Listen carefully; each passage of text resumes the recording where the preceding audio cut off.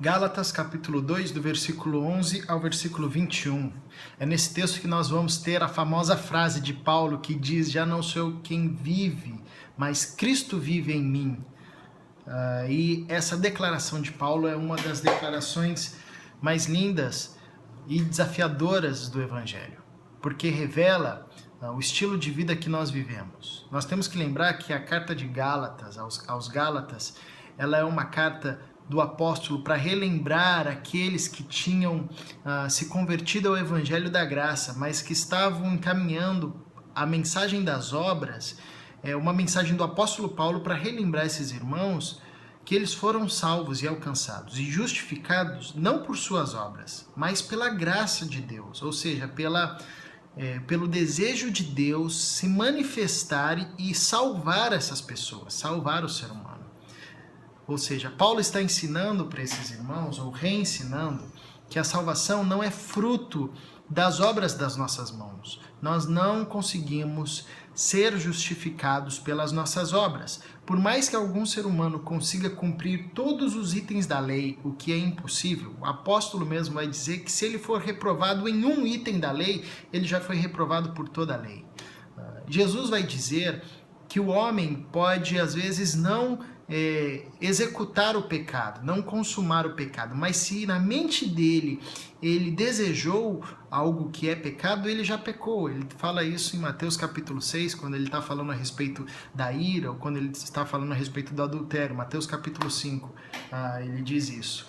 Ou seja, o apóstolo Paulo está desenvolvendo, aprofundando a mensagem de Jesus, que diz que o problema está na nossa natureza, não está apenas na nossa ação, mas está na nossa intenção. E se a nossa intenção não for transformada, não importa qual for a lei, qual for o código de ética ou conduta que a gente siga, nós não conseguiremos transformar a nossa intenção. Então, essa transformação, que a gente chama de conversão, ela tem que ser de dentro para fora.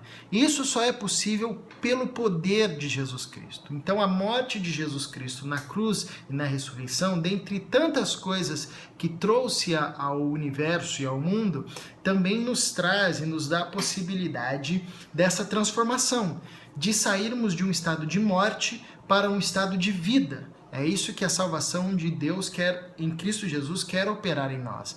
Então, quem está morto e quem não é alcançado por essa salvação, por mais que cumpra qualquer requisito da lei, por mais que tenha uma conduta moral boa, uma ética boa, esse cara está morto. Ele não saiu da morte, de um estado de morte, ele não saiu de um estado de pecado, que é o que Paulo vai chamar, por exemplo, em Romanos, no capítulo 3, de depravação total. Todo ser humano está em um estado de morte e pecado, está corrompido pelo pecado.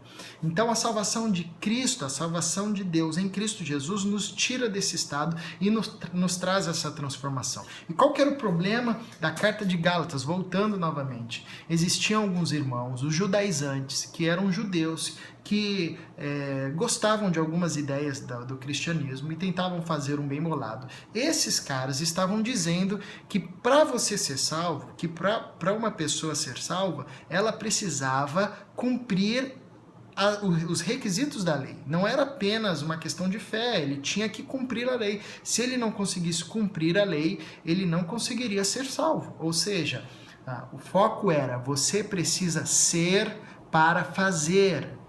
Nisso fundamentava-se uma religião legalista, uma religião de tarefas, onde você tinha um monte de tarefas para fazer, para tentar ser alguma coisa. E o apóstolo Paulo estava dizendo o contrário, está falando: não, vocês não vão conseguir, justamente porque vocês não são. E pelo fato de vocês não serem quem deveriam ser, vocês não conseguirão fazer aquilo que deveriam fazer. Logo, vocês precisam crer, confiar, ter a fé que Jesus Cristo e o sacrifício dele saciou a justiça de Deus e por isso nos justificou. E porque nós fomos justificados, ou seja, aceitos e tomados como justos, nós podemos experimentar essa transformação da morte para a vida. E porque nós fomos transportados da morte para a vida, nós podemos agora viver e ter forças para cumprir a lei. Não para sermos salvos, mas para vivermos como Jesus viveu.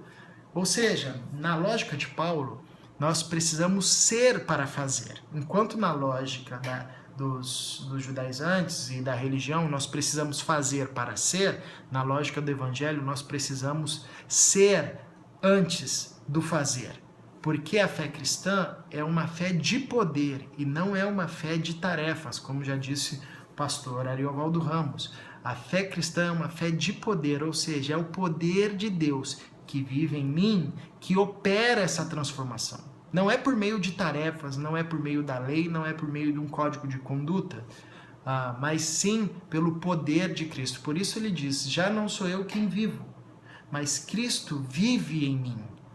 Então é o poder de Cristo operando no apóstolo, operando em mim, operando em você, que gera essa transformação, que faz nascer em nós o que ele vai chamar mais para frente do fruto do Espírito. Então o apóstolo Paulo, nesse texto, começa a introduzir de forma mais profunda a sua teologia. Então nós vamos caminhar agora numa parte mais densa, numa parte mais teológica, a respeito do que é ser salvo, de como somos salvos e o que precisamos fazer. E a resposta do apóstolo é fé. E essa fé nem vem de nós, é um presente de Deus, ou seja, então a salvação é uma transformação de Deus em nós. Não é o que podemos fazer, mas sim o que Deus faz em nós.